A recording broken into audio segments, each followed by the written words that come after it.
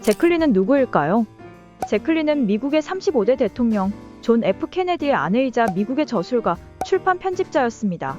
그녀는 31살에 백악관에 들어가 역사상 가장 젊은 영부인이 되었습니다. 30대인 그녀의 젊음은 무한한 가능성을 상징했습니다. 하지만 우리는 수저계급론 같은 사회적 기준이나 집안 배경 때문에 힘들 때가 많습니다. 흙수저와 금수저로 나누고 그걸로 사람의 가치를 판단하는 분위기가 있었습니다. 마치 내 능력이나 꿈이 아니라 태어난 집이 내 인생을 결정짓는 것처럼 느껴지게 했습니다. 그러나 제클린의 가르침은 우리에게 다른 길을 보여줍니다. 그녀의 상속자 정신은 부를 물려받거나 태어난 배경이 아닌 스스로의 가치와 행동으로 정의될 수 있다는 것을 상징합니다. 모든 사람은 평등하며 출신이나 배경에 얽매이지 않아도 되는 세상을 꿈꿀 수 있다는 겁니다. 제클린은 사실 우리가 흔히 아는 금수저였습니다. 갓난 아이적부터 유모들에게 둘러싸여 지냈고 프랑스어와 승마 같은 상류층 교육을 받으며 자랐습니다. 2살 배기 때 열린 생일 파티가 신문에 실렸을 정도입니다. 하지만 오래 지나지 않아 집안이 기울기 시작했고 부모님은 이혼하게 되었습니다. 그렇다고 제클린의 환경이 바뀐 것은 아니었습니다. 완전히 가난해진 것은 아니었기 때문입니다. 다니던 학교와 승마장도 계속 다녔었습니다. 제클린의 친구들은 대부분 부자였습니다. 승마장에 같이 다니던 친구들은 제클린의 형편이 안 좋아지자 점점 멀리했고 학교에서는 아버지의 행실을 문제 삼아 흉을 봤습니다. 심지어 따돌림을 당하기도 했습니다. 계층 구조가 엄격한 미국 사회에서 제클린이 의지할 집안 배경은 너무나 미약했습니다. 하지만 일반인 시선으로는 어떨까요? 제클린은 여전히 상류층 사람으로 보였을 것입니다. 결국 흙수저, 금수저라는 것은 상대적인 것입니다. 제클린 사회학이 수저계급론을 부정하는 이유가 여기에서 나옵니다. 여러분은 누구에게는 흙수저로 보일 수 있지만 누구에게는 금수저로 보일 수 있기 때문입니다. 그렇다면 어떻게 하면 이런 상대적 박탈감에서 벗어나서 새로운 미래를 열 수 있을까요? 답은 상속자 정신입니다. 상속자 정신은 부모로부터만 오는 상속을 의미하지 않습니다. 오히려 부모를 뛰어넘어 사회로부터 받는 더 넓고 큰 상속을 뜻합니다. 쉽게 얘기하면 인생의 자율권 승계입니다. 인생의 자율권 승계는 두 가지 방법으로 진행됩니다. 첫 번째는 독서입니다. 제클린의 집에는 책으로 가득 찼습니다. 탁자 위에도 밑에도 소파 옆에도 책이 무더기로 쌓여 있었습니다. 퓰리처상 수상 작가인 남편 케네디조차 어떻게 저렇게까지 책을 좋아할 수 있는지 이해할 수 없다 라고 말할 정도였습니다. 소설가 트루먼 카포티도 내가 아는 사람 중에서 책을 가장 많이 읽는 사람이다. 하루에 한 권 정도는 우습다 라고 말한 적이 있습니다. 두 번째는 대화입니다. 예술가와 지식인들, 특히 역사학자들과 끊임없이 지적 대화를 나누었습니다. 제클린은 자신이 직접 쓴 책을 한 권도 남기지 않았지만 자신이 한 지적 대화를 테이프로 녹음해 구술 기록이라는 형태로 후세에 남겼습니다. 제클린의 딸 캐롤라인이 역사학자아서 슐레징거와 제클린의 대화집을 세상에 공개했습니다. 그 안에는 문화 예술에 대한 제클린의 높은 안목부터 정치, 외교에 대한 통찰력까지 담겨 있습니다.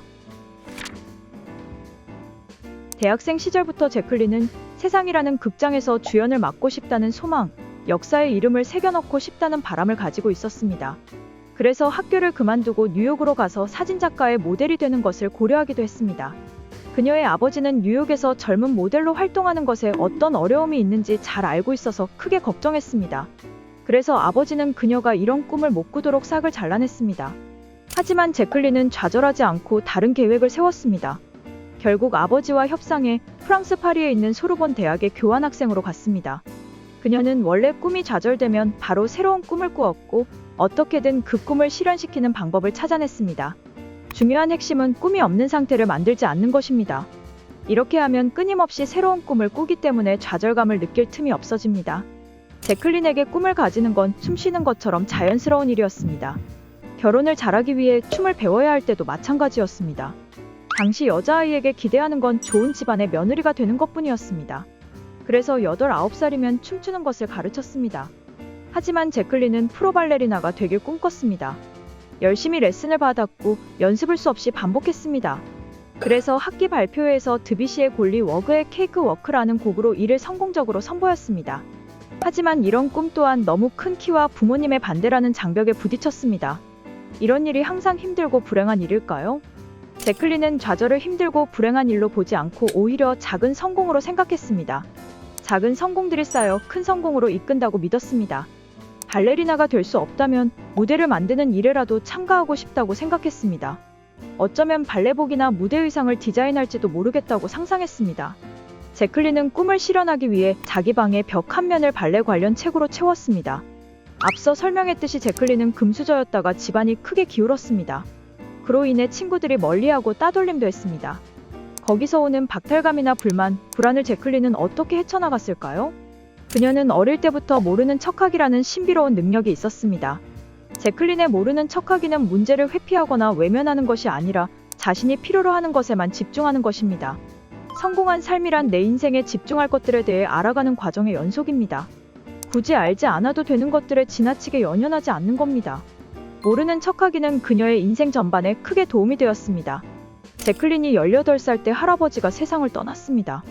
금세 유산의 액수를 둘러싸고 가족들 사이에서 다툼이 일어났습니다. 장례식장에 온 정원사가 가족들에게 꽃다발을 내밀었습니다. 제클린은 정원사가 건넨 소박한 선물에는 친척들에게는 찾아볼 수 없는 진실된 사랑이 담겨 있는 걸 발견했습니다. 고모가 관을 닫을 테니 모두 방에서 나가라고 했을 때 제클린은 관 옆에 무릎을 꿇고 앉아 제비꽃을 빼서 할아버지의 팔꿈치 밑에 넣었습니다. 순간적인 저항으로 남부끄러운 모습을 보이는 친척들에게 항의한 것입니다. 할아버지의 죽음은 그녀가 한 걸음 앞으로 나아가는 계기가 되었습니다. 할아버지의 죽음을 통해 그녀는 과거의 나의 죽음을 체험하고 새로운 나로 다시 태어날 수 있었습니다. 여기서 죽음은 무엇을 의미하는 걸까요? 기존의 고정관념과 낡은 사고방식, 패배주의를 버리는 겁니다. 제클린은 빼앗긴 기분에 젖은 과거와 단절하고 무엇을 물려받았는가를 찾기 위해 떠나기로 결심했습니다. 몇몇 사람들은 좋은 집안에서 태어나 자란 성장 환경에서 형성된 사고방식, 생활습관 등의 차이는 아무리 노력해도 극복할 수 없다고 말합니다. 하지만 제클린의 사회학에서는 그런 차이가 있다고 생각하는 것은 집안 배경의 격차가 이미 정해진 삶을 만든다는 믿음을 갖고 있는 것이며 자신은 흙수저이니 성공하기 힘들 것이란 확신까지 가지고 있는 것이라고 말합니다. 하지만 사회는 비교하게 만드는 구조를 가지고 있습니다. 여러분이 비교하고 싶지 않아도 남들이 비교합니다. 그런 비교를 애써 무시해도 막상 그런 상황에 처하면 마음을 통제하기가 힘듭니다. 제클린도 그러한 상황에서 자유로울 수는 없었습니다. 14살 때 어머니가 재혼하면서 제클린과 캐롤라인은 뉴욕을 떠나 새아버지 휴디 오킨클로스와 살았습니다. 자매는 새아버지를 휴디 아저씨라고 불렀는데 그는 억만장자였습니다. 하지만 그 가문의 재산은 그림의 떡이었습니다.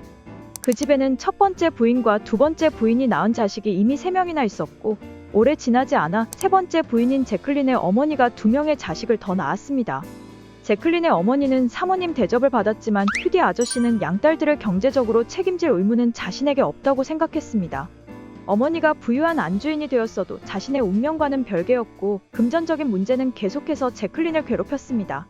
앞서 설명한 것 중에 집안 배경의 차이를 극복할 수 없다고 생각하는 것은 이미 정해진 삶을 만든다는 믿음을 갖고 있는 것이라고 설명드렸습니다. 그렇다면 이 믿음은 어떻게 형성되었을까요? 근거들로 인해서 형성된 것들입니다. 이 근거들이란 금수저들은 흙수저보다 성공할 확률이 높고 자본이 있기 때문에 망하지 않는다와 같은 것을 말합니다. 과거로부터 그러한 것을 봤거나 경험했기 때문입니다. 이러한 믿음을 바꾸기 위해서는 먼저 상속자본이라는 개념을 알아야 합니다. 상속자본이란 물려받는 것을 찾는 능력을 말합니다. 제한된 믿음이 문제가 되는 이유는 자신이 누구인지, 어떤 능력을 가지고 있는지 한계를 정하기 때문입니다. 제클린이 자부심을 갖던 할아버지의 가계도는 한 역사학자에 의해 공상에 불과한 가상의 가계도라는 것을 폭로당했습니다. 하지만 제클린은 폭로를 당했을 때도 자신에 대한 믿음에는 변함이 없었습니다. 왜냐하면 그녀는 상속자본을 구했기 때문입니다. 상속자본은 출신 배경, 부모님과는 관계가 없으며 제한된 믿음이라는 족쇄를 풀어버립니다. 제클린은 타국의 역사에서 자신의 믿음을 뒷받침하는 근거를 찾기 시작했습니다. 나폴레옹 같은 프랑스 역사의 거인들을 탐독하면서 그들의 이념을 물려받았습니다.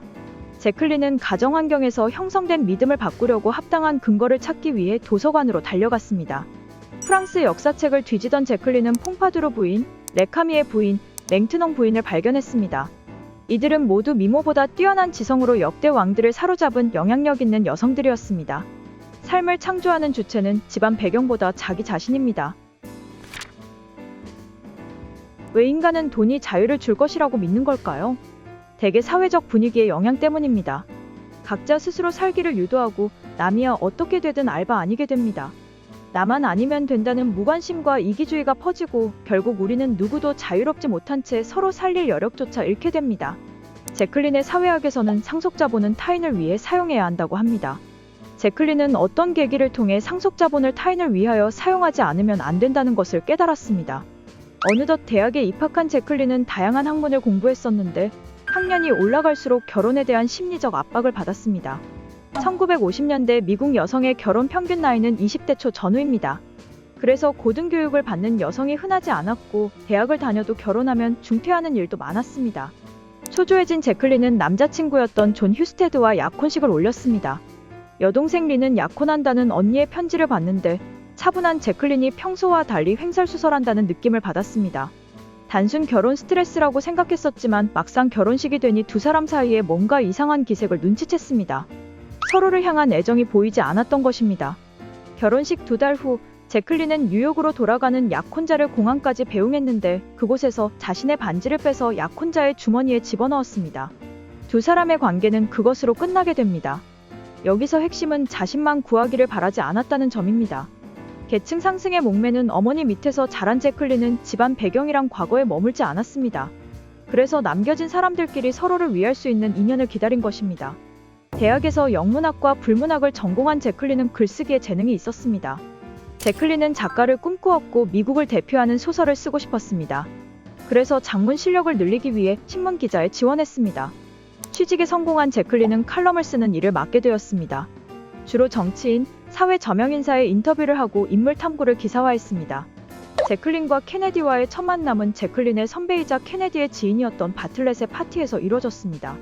이 둘을 이어주고 싶었던 바틀렛은 파티를 열어 서로에게 소개해 주었습니다.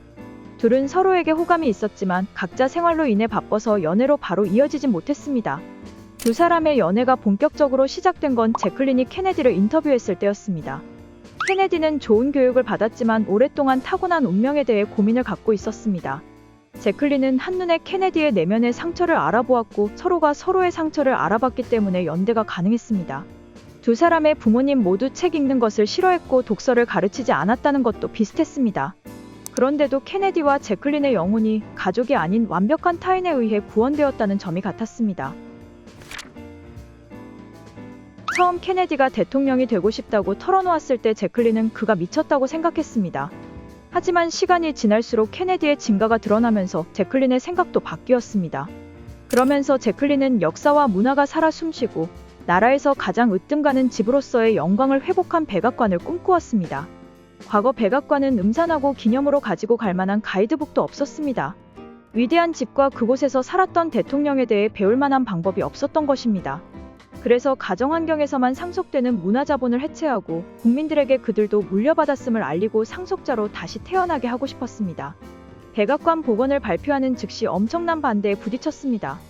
선거와 취임식 사이의 기간 동안 제클린은 국회 도서관의 도움을 받아 백악관을 다룬 역사서와 자료를 열심히 연구했습니다. 방이 132개나 되는 백악관을 복원하는 것은 엄청난 작업이었습니다.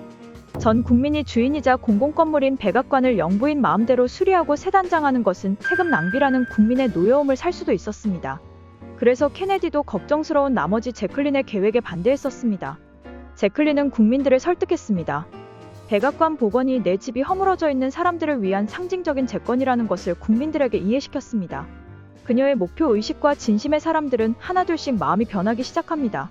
제클린은 예정된 기간 안에 복원 작업을 마쳤고 TV 프로그램에 출연했습니다. 영부인의 방송 출연은 큰 화제가 되었고 5천만 명이 넘는 시청자들이 제클린 여사와 함께하는 백악관 여행을 보기 위해 TV를 시청했습니다. 집이 없는 사람들도 내 집이 생긴 것처럼 기뻐했습니다. 아무리 나눠도 줄지 않는 집, 제클린의 사상에는 그만큼 집이 중요하게 등장합니다. 제클린 사회학은 가상의 친족에 기반을 두고 있습니다. 가상의 친족이란 혈연관계에 얽매이지 않아도 가족이 될 수 있다는 것입니다. 심지어 소설 속 등장인물을 가족으로 여기고 가르침을 받을 수 있습니다. 상상력은 현실을 뛰어넘으며 가상의 친족이 남긴 유산은 무한대로 펼쳐집니다. 제클린의 가르침은 서로를 이해하고 연대하며 배려할 수 있는 힘을 길러야 한다고 말합니다. 가족애를 확장하고 서로를 구원하는 길이야말로 사회적 차이를 넘어 우리가 함께 해결할 수 있는 방법인 겁니다. 20대가 집안 배경에 갇혀서 고민하는 시기였다면 30대는 그 경험을 바탕으로 성숙해지는 시기입니다. 제클린의 가르침은 우리가 그 성숙함을 통해 서로를 돕고 함께 성장해 나가는 방법을 일깨워줍니다. 오늘 영상은 여기까지입니다. 더 자세한 내용을 알고 싶으신 분은 한번 읽어보시기를 추천드립니다. 감사합니다.